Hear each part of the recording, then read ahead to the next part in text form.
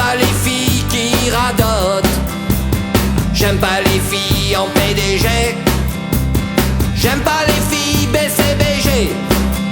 Car moi... La CGT, depuis de nombreuses années, essaie de faire évoluer les mentalités. Ceci nécessite une volonté politique forte de remise en cause de tous les blocages dans tous les rouages de la société. Sinon, c'est encourager le maintien de cette oppression des femmes et leur représentation toujours négative dans la société. Les stéréotypes culturels relatifs à la place des femmes se retrouvent 1. Au niveau familial, le travail ménager, la prise en compte des enfants et des personnes âgées leur sont naturellement attribués. 2. Au niveau social, la notion de salaire d'appoint reste présente. 3. Au niveau politique, la place des femmes dans les exécutifs reste très en dessous de leur juste représentation. Ces inégalités se renforcent mutuellement. La CGT condamne fermement les violences faites aux femmes dans le milieu du travail, mais aussi en dehors, dans la vie privée ou sur la place publique. Ces violences, leur fréquence et leur présence dans toutes les couches sociales sont le symbole même que les femmes ne sont pas considérées comme des égales. La violence envers les femmes est définie comme tout acte portant un préjudice physique, sexuel ou psychologique, dans la sphère privée comme dans le public. Elle provoque des traumatismes évidents et constitue un frein à la lutte des femmes pour l'égalité des chances sur le plan juridique, social, politique ou économique.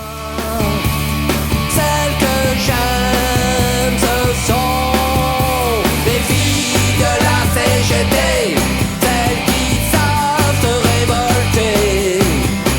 Les filles de la CGT, celles qui chantent.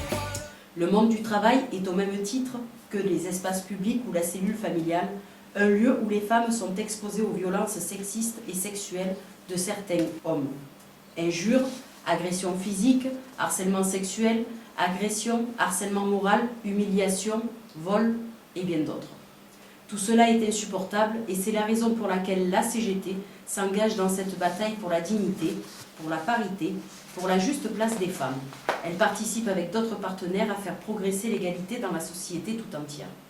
Les discriminations, les inégalités au travail se nourrissent du partage inégal des tâches et des rôles dans la société, ce qui nous engage à développer également des revendications sociétales, par exemple des services publics à la hauteur des besoins pour l'accueil de la petite enfance, l'éducation, la réponse à la perte d'autonomie. Il reste que l'écart des rémunérations brutes annuelles entre les femmes et les hommes est encore de 27%. Ça me gêne. Moi j'aime les filles qui font la grève. Car moi, celles que j'aime, ce sont les filles de la CGT, celles qui savent se révolter. La loi de 2006 faisait obligation aux entreprises de négocier pour réduire les écarts de salaire avant le 31 décembre 2011 sous peine de sanctions.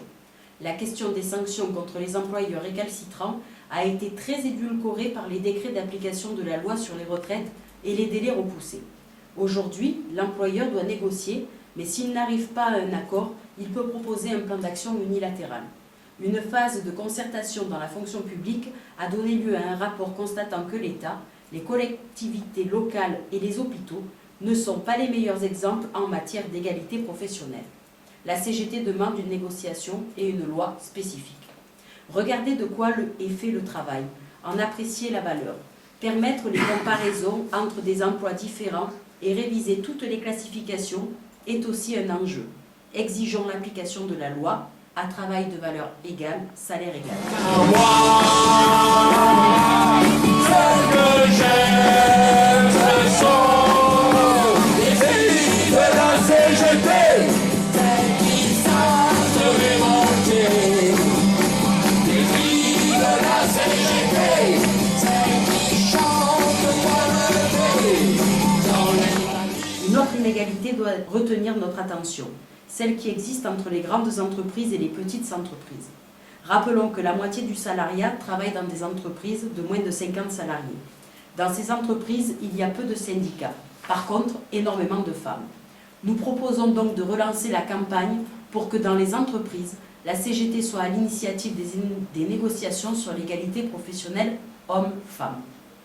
La CGT veut aussi des négociations pour la reconnaissance de la valeur du travail des salariés, la révision des classifications dans les entreprises et dans les branches professionnelles, notamment dans les petites entreprises.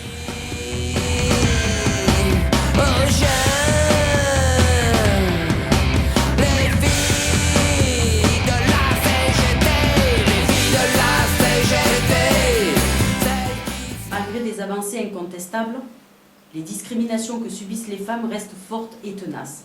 Surchômage, précarité, bas salaire, faible valorisation de leur diplôme, concentration dans un nombre limité de professions, accès difficile à des postes de responsabilité, retard de carrière et toujours pas de partage des tâches domestiques.